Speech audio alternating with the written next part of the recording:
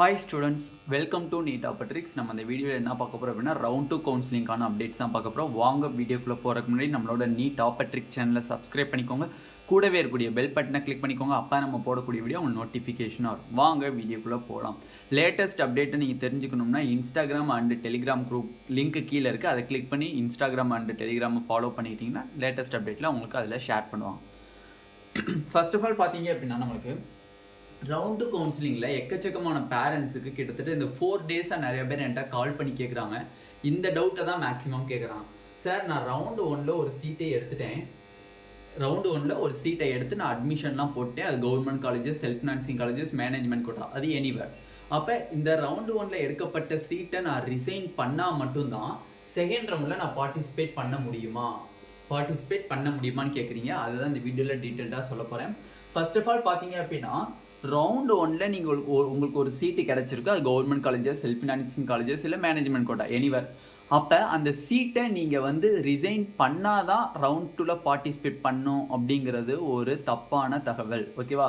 Round 1 நீங்கள் சீட்டை எடுத்துருக்கீங்க, அட்மிஷன் போட்டுட்டீங்க, அந்த காலேஜில் போய் அட்மிஷன் போட்டீங்க. அதுக்கப்புறம் எனக்கு இந்த காலேஜ் எனக்கு பிடிக்கல, இந்த காலேஜ் எனக்கு வேணாம், எனக்கு படிக்க பிடிக்கல இந்த காலேஜில் அப்படின்னு சொன்னால் மட்டும் ரிசைன் பண்ணணும். அதை தான் ரெசிக்னேஷன் டேட்டுன்னு சொல்லி அனௌன்ஸ் பண்ணுவாங்க இன் ரவுண்ட் 2 கவுன்சிலிங்கில்.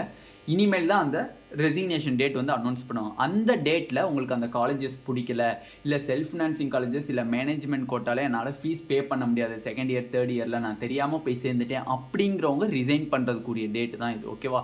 எல்லாருமே சீட்டை ரிசைன் பண்ணிட்டு தான் ரவுண்டு 2 பார்ட்டிசிபேட் பண்ணுங்கிறது தப்பான தகவல். ரவுண்டு 1 நீங்கள் சீட்டை எடுத்துட்டீங்க, அட்மிஷன்லாம் போட்டுட்டு நீங்கள் ரவுண்டு 2 ஃப்ரெஷ் சாய்ஸ் ஃபில்லிங் பண்ணுறீங்க. ஒரு சாய்ஸ் ஃபில்லிங் பண்ணுறீங்க. அந்த சாய்ஸ் ஃபில்லிங் பண்ணி உங்களுக்கு சப்போஸ் ரவுண்ட் 2 சீட்டு கிடைச்சிச்சு அப்படின்னா அது பேர் அப்கிரேடேஷன். ஓகேவா? உங்களுக்கு கிடைக்கப்பட்ட காலேஜோட பெட்டர் காலேஜ் உங்களுக்கு ரவுண்டு 2 கிடைச்சிச்சு அப்படின்னா அந்த இதுக்கு பார்ட்டிசிபேட் பண்ண போகிறீங்க அப்படின்னா அது பேர் அப்கிரேடேஷன். அப்படி உங்களுக்கு ரவுண்டு 2 நீங்கள் சாய்ஸ் ஃபில் பண்ணி சீட்டு கிடைச்சிச்சு அப்படின்னா ரவுண்டு 1 இருக்கக்கூடிய சீட்டு உங்களோடது ஆட்டோமேட்டிக்காக கேன்சல் ஆகிடும். நீங்கள் ரவுண்டு 2 காலேஜ் அலாட் ஆனதில் நீங்கள் கண்டிப்பாக போய் சேர்ந்து தான் ஆகணும். அப்போ போய் நீங்கள் சேர முடியாதுன்னு சொல்லக்கூடாது. ஓகேவா? அப்போ நார்மலாக ரவுண்டு 1 ஒரு சீட்டை எடுத்திருக்கீங்க, சீட்டு அலாட்டட் ஆயிடுச்சு, அலாட்டட் ஆகி நீங்கள் ஜாயின் பண்ணிட்டீங்க. இவங்க ரவுண்டு 2 பார்ட்டிசிபேட் பண்ணுறாங்க. ஓகேவா? ரெண்டாவது ரவுண்டு 1 எனக்கு சீட் அலாட் ஆகுச்சு, ஜாயின் பண்ணிட்டேன், அண்டு நான் ரிசைன் பண்ணிட்டேன், ரெசிக்னேஷன் டேட்டுக்குள்ளே நான் ரிசைன் பண்ணிட்டேன்.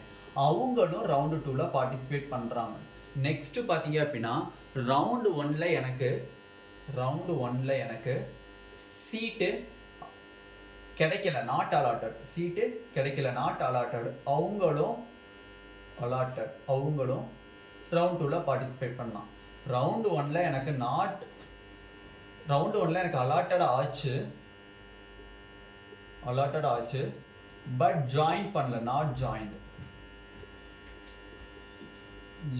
அவங்களும் ரவுண்ட் 2 பார்ட்டிசிபேட் பண்ணுறாங்க.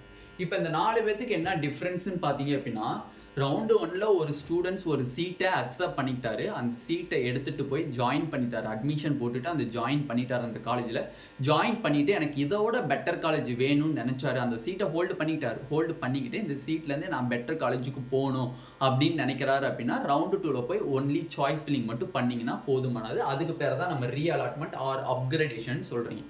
நெக்ஸ்ட் ரவுண்டு 1 உங்களுக்கு ஒரு சீட் அலாட் ஆகிருக்கு, நீங்கள் போய் ஜாயின் பண்ணிட்டீங்க, பட் நீங்கள் அந்த சீட்டை ரிசைன் பண்ணிட்டீங்க. ரெசிக்னேஷன் டேட் அந்த 4 டேஸ் சொல்கிறாங்க தெரியுமா, அந்த டேட்டுக்குள்ளே நீங்கள் ரிசைன் பண்ணிட்டீங்க அப்படின்னா நீங்களும் எலிஜிபிள் ஃபார் ரவுண்ட் 2 கவுன்சிலிங்.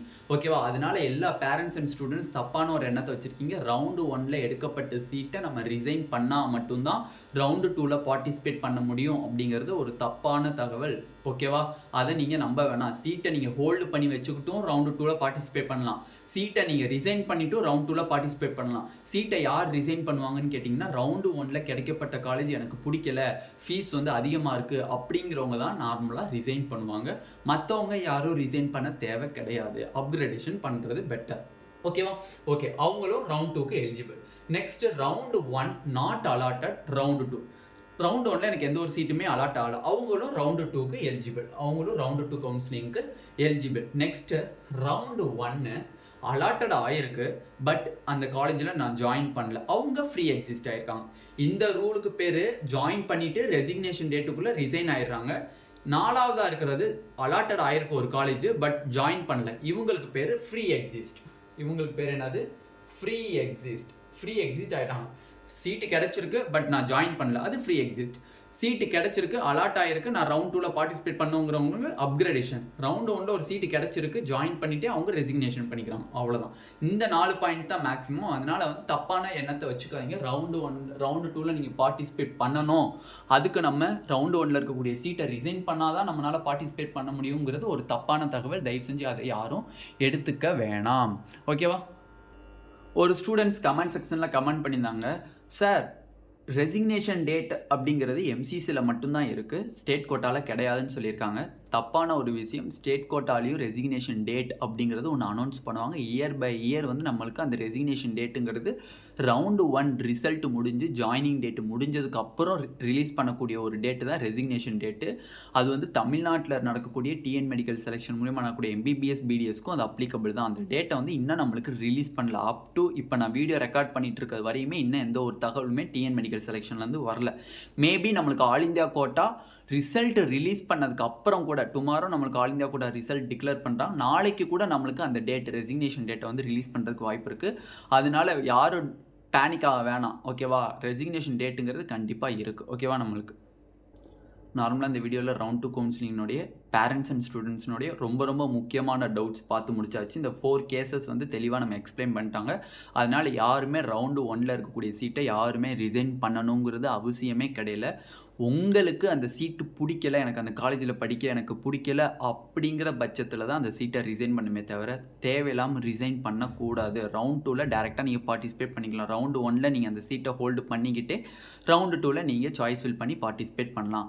அது மட்டும் இல்லை, உங்கள் காலேஜில் போய் நீங்கள் வந்து ரிப்போர்ட் பண்ணணுமான்னு கேட்குறீங்க. நிறையா பேரண்ட்ஸ் அண்ட் ஸ்டூடெண்ட்ஸ் வந்து நான் வந்து ரவுண்ட் 2ல் பார்ட்டிசிபேட் பண்ண போகிறேன் அப்படிங்கிறத நீங்கள் உங்கள் காலேஜில் இன்ஃபார்ம் பண்ணணுமான்னு கேட்குறீங்க.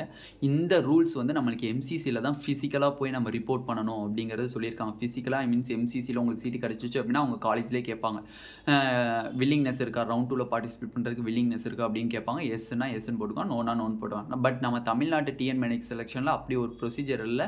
நீங்கள் டேரெக்டாக ரவுண்ட் 2ல் சாய்ஸ் ஃபில் பண்ணி ஃப்ரெஷ் சாய்ஸ் ஃபில் பண்ணி நீங்கள் வந்து பார்ட்டிசிபேட் பண்ணலாம். சப்போஸ் ரவுண்ட் 2ல் உங்களுக்கு சீட்டு கிடச்சிச்சு அப்படின்னா ரவுண்ட் 2ல் கிடைக்கப்பட்ட சீட்டில் நீங்கள் போய் ஜாயின் பண்ணிடணும். ரவுண்ட் 1ல் இருக்கக்கூடிய சீட்டை ஆட்டோமேட்டிக்காக ரிசைன் ஆயிரும். இல்லை சார் எனக்கு ரவுண்டு 2ல் எனக்கு சீட்டு கிடைக்கல, அப்போ என்ன பண்ணுறது அப்படின்னா ரவுண்டு 1ல் இருக்கக்கூடிய சீட்டில் நீங்கள் போய் ஜாயின் பண்ணிக்கலாம். ஓகேவா? ரிட்டர்ன் ஆயிரும். சப்போஸ் இந்த சீட்டை ரிசைன் பண்ணிட்டீங்க அப்படின்னா, ரிசைன் பண்ணிவிட்டு நீங்கள் ரவுண்டு 2ல் போய் பார்ட்டிசிபேட் பண்ணுறீங்க அப்படின்னா, சப்போஸ் ரவுண்டு 2லேயும் உங்களுக்கு சீட்டு கிடைக்கல அப்படின்னா ரவுண்டு 1க்கு நீங்கள் வர முடியாது. நீங்கள் வந்து ரவுண்டு 2ல் தயவு செஞ்சு நிறைய பேர் ரவுண்டு 2ல் பார்ட்டிசிபேட் பண்ணும்போது ரவுண்டு 1 சீட்டை ரிசைன் பண்ணாமல் மோஸ்ட்லி அப்கிரேடேஷன் பண்ணுறதுக்கு ட்ரை பண்ணுங்கள். ஓகேவா? இந்த வீடியோ உங்களுக்கு பிடிச்சிருந்துச்சு அப்படின்னா நம்மளோட நீட் ஆப்பர்ட்ரிக் சேனலை சப்ஸ்கிரைப் பண்ணிக்கோங்க. கூடவே இருக்கக்கூடிய பெல் பட்டனை கிளிக் பண்ணிக்கோங்க. அப்போ நம்ம போடக்கூடிய வீடியோ உங்களுக்கு நோட்டிஃபிகேஷன் ஆகும். உங்கள் ஃப்ரெண்ட்ஸ் எல்லாத்துக்குமே ஷேர் பண்ணிக்கோங்க. Thank you students.